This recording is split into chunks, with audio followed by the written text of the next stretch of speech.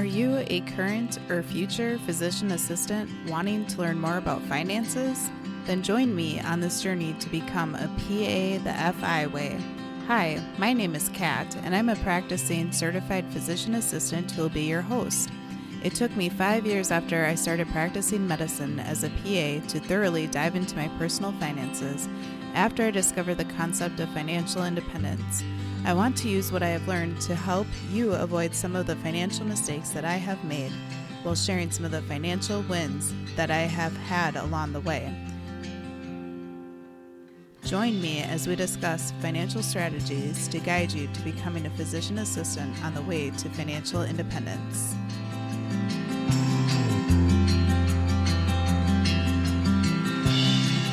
Welcome back, current and future PAs on your way to financial independence. I'm your host, Kat, and I'm so happy that you are able to join me today. As many of you know, I am currently working as a PA in outpatient psychiatry. Well, today I had one of those days where I couldn't keep up with the charting, and I had several of those days in family medicine too. I do my absolute best to be efficient, yet be a thorough provider. So for the most part, I actually do stay on time and keep up with my notes. But some days it's just not possible.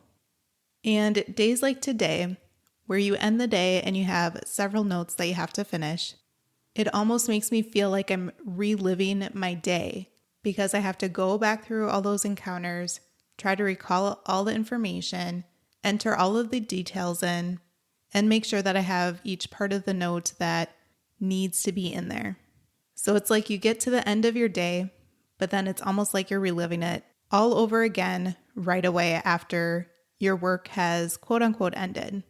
I'm sure many of you can relate, whether you are a practicing PA or even if you are a PA student, because a huge part of your training in PA school during rotations is practicing doing your notes for the patients that you have seen and having your preceptor review them and make changes if needed. I definitely try to type as much information as I can during the visit, but I do also still keep a notepad of all of the information that I want to make sure that I enter later as well to help jog my memory. So I hope that you did not have a day like I had today and that you were able to stay on top of all of your notes. But if you did have a day like I did, then trust me, I can absolutely relate. I am really looking forward to bringing today's topic to you in this episode. It has been a question that has been asked by some of the other PAs in the community that are a part of the PA the FI Way Facebook group. So if you go to Facebook and find the page for PA the FI Way, on the page you can also find that there is a private group that you can join if you would like to. So the topic of today's episode is how to use 4 types of accounts to invest for your children's future. Specifically, we will be reviewing high yield savings accounts, 529 plans, UGMA or UTMA accounts, and custodial Roth IRAs. So let's review why it's important to try to start investing as early as possible. Compound interest, which has been dubbed the 8th wonder of the world by Albert Einstein, needs time to grow its magical gains. Which group of people likely has the most time in the world to benefit from the effects of compound interest? Well, it's children, of course. The younger, the better, right? Once you start becoming financially literate and have ensured that you've set yourself up for success by saving and investing for your own future, it's very common to have a tinge of regret, wishing that you would have known about financial independence sooner or implemented the plan to reach your financial goals sooner. You then likely start thinking about the kiddos in your life, whether they be your own children, nieces or nephews, or even grandchildren, and think if only they could start investing for their futures at such a young age, they would be set for life likely. Well, here's some exciting news. Both you and they could potentially start saving and investing for their futures, even if they're really young. As a reminder, it's important to ensure that the oxygen mask analogy is used first. Make sure that you take care of your own financial picture or put on your own oxygen mask before you even think about helping your little ones with their finances or their own oxygen mask. This suggestion may sound selfish, and I know that as current and future PAs, that you are all likely the type who like to give and take care of others. But if you aren't set up and won't be financially secure in your retirement and elderly years, then you can't adequately help your children and could even potentially become a financial burden to them. So you don't need to reach the point of financial independence by any means before you start saving and investing for your kiddos' future. But you definitely make sure that you have a plan in place that will get you to financial independence. And if you have excess money to save and invest for the future, then you can direct it towards your kiddos' futures as well. So let's discuss the various types of accounts to consider for those young people in your life. The first is a high-yield savings account that you could save in. So think of this type of account as the optimized piggy bank. If your child has a bunch of cash just lying around, consider opening a high-yield savings account to store that cash so it can at least earn some money in the form of interest for the child over time. Honestly, high-yield savings accounts used to be better than what they are currently because they used to yield greater returns than what they do. So they're not necessarily amazing accounts by any means to help set your child up for success. But again, it may be better than having cash sit around at home. Shop around for high-yield savings accounts to compare the benefits and to find one with a high APY or annual percentage yield. The amount that the account would earn in interest through a high-yield savings account is actually taxable, but the benefits still likely outweigh this. The next type of account to consider for your kiddo is a 529 plan. The 529 savings plan account is a great way to save and invest for your child's future education. If you've heard of a 529 plan before, you likely are aware that you can use this type of plan to help your children go to college or university. However, this plan also now extends to further education, including trade or vocational schools, apprenticeship program expenses, and even up to $10,000 in withdrawal per year for qualified expenses for K-12 education through a private, religious, or even public school. That last part about 529 plan withdrawals being able to be used for education before college is a relatively new change in the past few years. But I think that this point is pretty amazing. As I believe that I have previously mentioned in past episodes, I went to a small Christian school from K-5 through 12th grade. So that would be considered both a private and religious school. Now, of those types of schools, that school was and still is incredibly affordable compared to other types of private or religious schools in the area. But this type of benefit of a 529 plan could have helped my parents out. But again, it was not a rule or allowed back then. 529 assets can not only be used for tuition, but also for qualifying educational expenses such as books, school supplies, equipment, room and board, computer hardware and software, internet costs, and repayment of student loans. Some of the huge benefits of 529 plans are the tax benefits. Although the contribution to a 529 plan is not tax deductible for your federal taxes, over half of the states have tax deductions or credits if you were to contribute to a 529 plan for that state. Additionally, the growth and withdrawals from a 529 plan are exempt from taxes as long as the withdrawals are used for qualified educational expenses. If not, they would be subject to be taxed on top of a 10% penalty. The total contribution amount that you can contribute to a 529 plan over the years depends on the state that the 529 plan is opened in and can usually range from about $300,000 up to $500,000.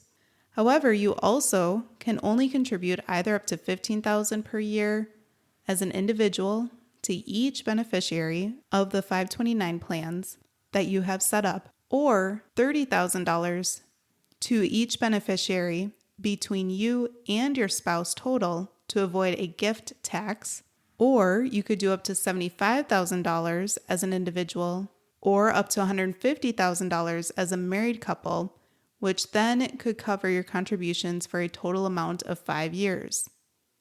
So if you do that higher amount, one-time sum, you wouldn't be able to contribute in the next 5 years without having to pay the gift tax. So you can contribute more than $15,000 per year to a 529 plan as an individual, but the excess contributions would be subject to the gift tax. You can also open a 529 plan in states that are different from the one that you live in, or if you move to another state, you don't necessarily have to move your 529 plan to your new state. However, you may want to open the plan in your state for you to take advantage of claiming the state income tax deduction or credit on your taxes.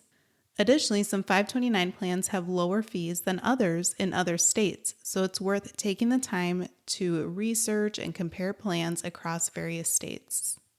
At this point, you may be convinced that a 529 plan sounds like a pretty good deal. If you don't have kids yet, like myself, but have already maxed out all of your employer retirement accounts, such as a 401k, 403b, 457b, etc., in addition to a Roth IRA and possibly even an HYSA, you could consider also starting to contribute to a 529 plan. That's correct. You don't need to have your kiddos yet to start contributing. But how can this be done? Because the beneficiary that's listed needs to have a Social Security number listed as well. Well, you first would open a 529 plan in your own name using your own Social Security number. Then once you have your baby, or if you adopt a child in the future, you can then have the account transferred to their name. Let's say that you have an incredibly smarty pants child who earns a full ride scholarship. First of all, if that's the case, congratulations, that's pretty awesome. You may now be concerned that they may not need any of the 529 assets, thinking that all of your saving and investing was for naught, and that you're stuck being taxed on withdrawals, plus having to pay the 10% penalty. Thankfully, that's not exactly true, because first consider if they would have any type of qualifying expenses for their education as previously noted that you could use the funds on. For example, if they got a full ride scholarship and room and board is covered, but maybe not all of their textbooks are covered or other required expenses, then you could use some of those assets in the 529 to pay for them. It just really depends on the logistics of the scholarship that they earn. Secondly, you could then actually transfer the 529 plan to a different beneficiary, such as another one of your children, or perhaps a niece or a nephew, or even a grandchild, or your spouse, or yourself. So if the assets in a 529 plan aren't necessarily used on the person that you thought they were going to be used on, just know that they can be transferred to someone else. So there are different ways that the 529 plan assets wouldn't be quote unquote wasted if you still wanted to help others in your life with their educational costs. Besides the 529 savings plan, which we have primarily been discussing, there's another type of 529 plan called prepaid tuition plan. This type of plan is offered in a few states and at a few higher education places. This type of plan allows you to lock in the current tuition rate for your child to attend college in the future at a more affordable price. Obviously, this type of plan has its limitations, so I would really encourage you to do your own research if you are considering this type of plan. Although 529 plan assets are considered as parental assets when the student is applying for financial aid through FAFSA, it's more favorable than if the funds were to be considered the student's asset, such as the case in a UGMA or a UTMA account, which we will talk about next. So UGMA and UTMA accounts are the next type of account that we will review today. UGMA stands for Uniform Gifts to Minors Act, and UTMA stands for Uniform Transfers to Minors Act. And these types of accounts both allow you to give financially to your children through a custodial account. As the custodian, you as the parent would open the account and decide how to invest in it. You may decide to even use it for educational expenses, similar to a 529 plan, or perhaps as an adjunct to a 529 plan. However, unlike 529 plans, UGMA or UTMA accounts can be used on anything, not just education. Additionally, depending on which state the account is opened in, once the child turns either 18 years old or 21 years old, the power and ownership transfers directly to them.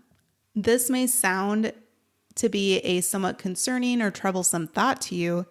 Let's say, for example, if you have a 17-year-old whom you can tell that their frontal lobe isn't quite yet fully developed. But seriously, this brings up a good point that it would be great if you're able to teach and instill financial literacy into your children as they grow up. So when they are old enough to make these decisions and some of these custodial accounts transfer to them, they don't decide to go and blow all of their money. UGMA and UTMA accounts differ in that UGMA accounts only allow for money such as cash or stocks, but UTMA accounts also allow for property to be given to your children, such as rental properties, vehicles, or even artwork. There are other things as well that can be provided through a UTMA account.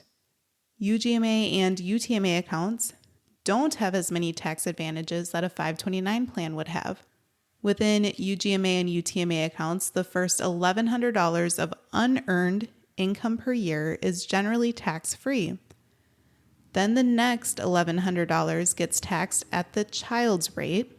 And finally, the amount of the unearned income above the $2,200 combined is taxed at the rate of the parents, which is most likely higher than the child's tax rate, unless your child is a highly paid actor or something like that. Additionally, the assets in a UGMA or UTMA account are viewed as an asset for the student when applying for financial aid through FAFSA. So this is something to be considered as well. To summarize, the 529 plan is an excellent account to save for education, whether that be for yourself, your spouse, your children, or others in your life, and have pretty good benefits for taxes. On the other hand, UGMA and UTMA accounts are good ways to provide money and wealth to your children in a way that could be used for education, but also for anything else as they become young adults, such as a car, a wedding, a down payment on a house, or even a trip to explore the world during a gap year. Keep in mind, though, that your child could spend the UGMA or UTMA assets any way that they please once they turn 18 or 21 years old, depending upon the state that the account is in. Now that we have reviewed high-yield savings accounts, 529 plans, UGMA or UTMA accounts, let's discuss the next and final type of account that I wanted to review with you today, which would be a custodial Roth IRA. So the previous accounts that we've already discussed can help your children who do not work or are not employed. But if you do have some ambitious, hardworking kiddos, then a custodial Roth IRA account is a good account that you could open on behalf of your working child to allow them to save and invest for their futures. In episode 13 of the podcast, the power of the Roth IRA was reviewed for you as a PA or other working adults, in addition to how you could still contribute to one through something called the backdoor Roth IRA if your MAGI were too high for tax purposes. To review, the funds that are contributed to a Roth IRA are post-tax, meaning that you've already been taxed on them, but the growth is tax-free and the withdrawals can be tax-free either after the age of 59 and a half or through a Roth conversion ladder if you decide to retire early. So for a general overview of Roth IRAs, go ahead and take a listen to episode 13 if you haven't done so already. but we're talking about custodial Roth IRAs for your children. So a child's tax bracket is likely incredibly low, as the income likely isn't a large amount, so it makes a lot of sense to contribute to a Roth IRA account over a traditional IRA account for most kids. Think of how much the account will grow with time and the power of compound interest. As with UGMA or UTMA accounts, once a child turns either 18 years old or 21 years old, depending on the state, you relinquish control of the assets as the custodian and the investment choices as well to the child, who could again then decide to just blow all of their money instead of continuing to have it be invested for their future. So again, try to instill financial wisdom with your kiddos, even starting as young as toddlers, through the time that they become adults. As a reminder, $6,000 is the annual contribution limit for Roth IRAs, or the maximum income amount that your child earned in that year of work, whichever amount is lower. So if your young child or a teenager only earned $2,000 for that year, then they could only contribute $2,000 to their Roth IRA account for that year. They could not contribute the limit of $6,000. So many of you are likely thinking about either your own teenagers or yourself back as teenagers that had common jobs that teenagers may have, whether that's working at a fast food place or another type of restaurant or at a grocery store. There are lots of different types of jobs that teenagers do.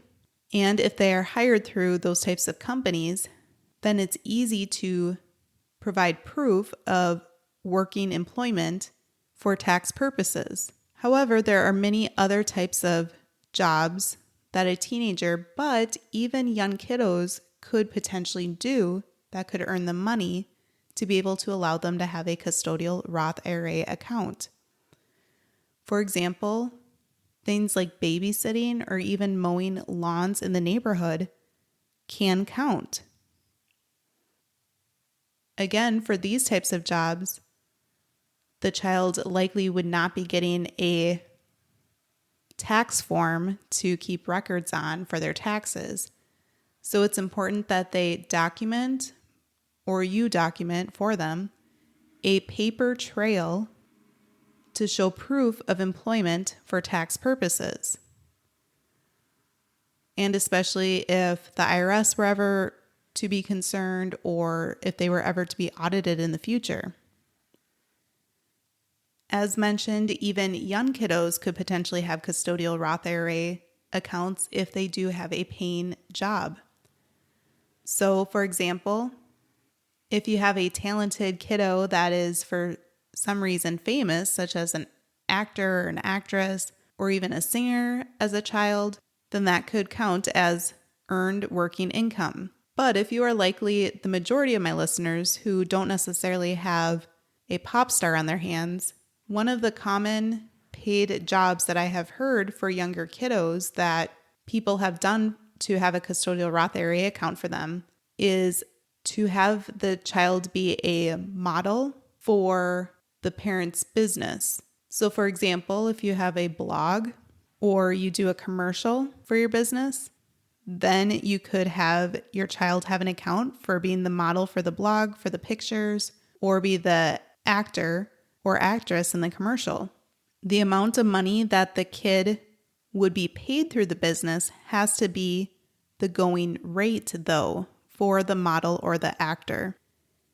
It can't be that you decide that your child is absolutely so beautiful that you are going to be paying them $1,000 for their glamour shot to be posted on your website. It needs to be the going rate for what a child model is getting, usually paid at an hourly rate or perhaps for a business photo shoot or something like that. So this can be a little bit of a gray area, certainly. So I highly encourage that you speak with a tax professional if you are considering pursuing that type of employment for your child to be able to have a custodial Roth IRA. As a reminder, I am certainly not a tax professional, So anything that I reviewed with you today is coming from a PA that has a passion for financial independence and has done their research to put this information together for you. So please make sure that you are following all of the rules for tax purposes so you don't have the IRS knocking at your door. So many of you might have already had the thought, oh, I know what I could use for my child's income. The money that I give them for chores. Not so fast. Paying your kid to do chores or paying your kid an allowance really would likely not be considered earned income in the view of the IRS. On the other hand, if again you own a business of some type, such as a working farm, perhaps that you pay your children an hourly wage to do legitimate farm work, whether that's planting or harvesting crops, or if you have an orchard, picking the fruit, it's possible that that could be a legitimate earned income. But again, please review with your tax professional. So at this point, you may be convinced that your child needs to have a custodial Roth IRA account if they earn legitimate income as a paid employee.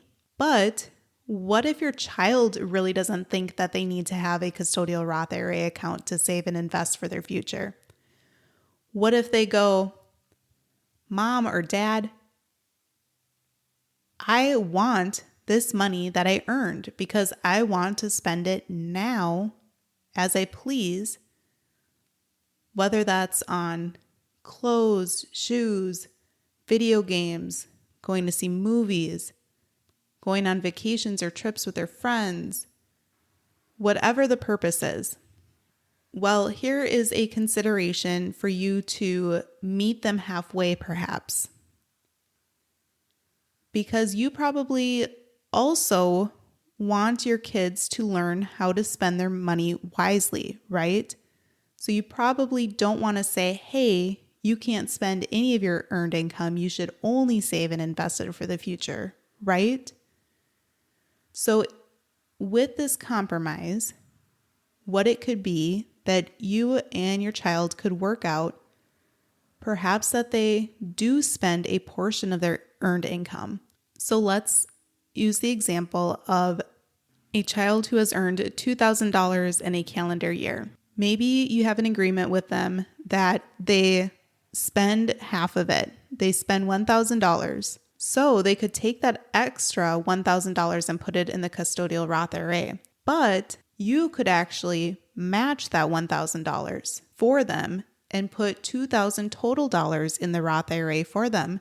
Because as a reminder, you can put up to their amount of earned income per year in the Roth IRA or $6,000, whichever amount is lower. So it doesn't need to physically be the exact money that your child earned. They could spend part of it, and you as the parent could match it and sort of start to teach them about the concept of an employer match, as well as budgeting, where they can learn to spend on things that they value, but also to save and invest for their futures. Now, these are clearly all hypothetical situations, and it's really important that you and your spouse or your life partner discuss these concepts between yourselves and then decide what you would like to propose to your child or your teenager to try to help set them up for future success. So we have reviewed 4 different types of accounts that you could potentially open with and for your child to help set them up for future financial success. Theoretically and technically, each child could have all 4 of these types of accounts. And again, think of the power that compound interest would have over time. It could also be a good time to show a compound interest calculator online with your teenager or child to emphasize the importance of starting young. As mentioned at the beginning, it's common once you learn about financial independence to sort of kick yourself for not saving and investing for the future earlier. So for my husband and myself, he started a lawn mowing business when he was like 12 years old and was mowing lawns in his neighborhood, going around door to door. And then for myself, I started babysitting probably around that age, maybe a little bit older. And then I also reffed soccer and reffed volleyball when I was a teenager as well. So it really would have been amazing to have learned about Roth IRA accounts back then. We personally do not have any kiddos yet, but I really enjoyed taking the time to research this information on today's episode to think about for our future kiddos as well as our nieces and nephew. And I know that there are several listeners from the PA Moms Facebook group. So I know that there are a ton of PA parents out there that have hopefully gotten a lot of value out of the information in today's episode. If that's the case, go ahead and leave a 5-star review and comment on the review what you found interesting or what you have learned on the episodes. Also, consider sharing the episode with your spouse or partner or even your teenager so they can listen to the types of accounts that they could potentially have and help set themselves up for success.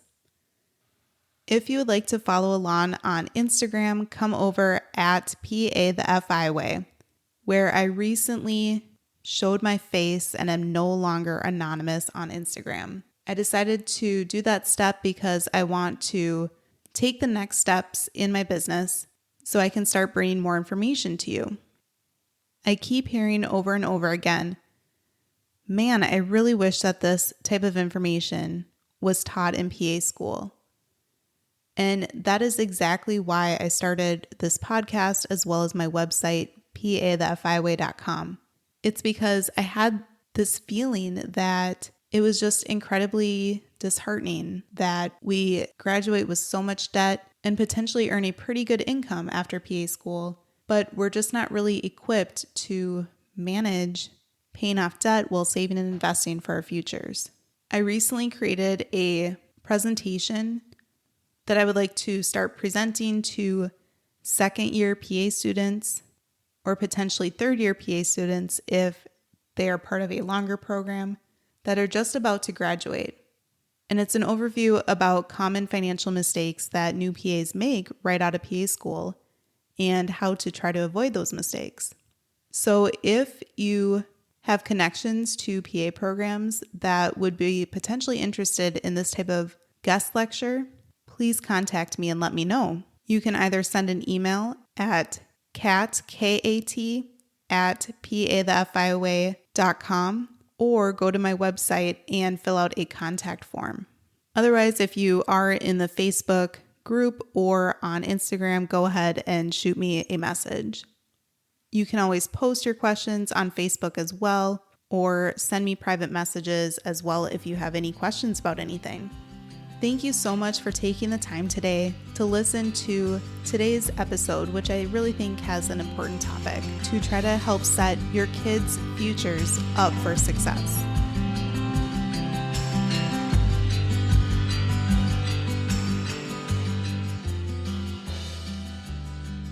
Thank you for tuning in, and I hope that you decide to continue to join me along this journey of becoming a PA the FI way. Please take a moment to press the subscribe button on the platform that you are listening to this on, but more importantly, consider sharing with another current or future PA that could benefit from the information that we reviewed in this episode. Take care and have a great rest of your day. Until next time.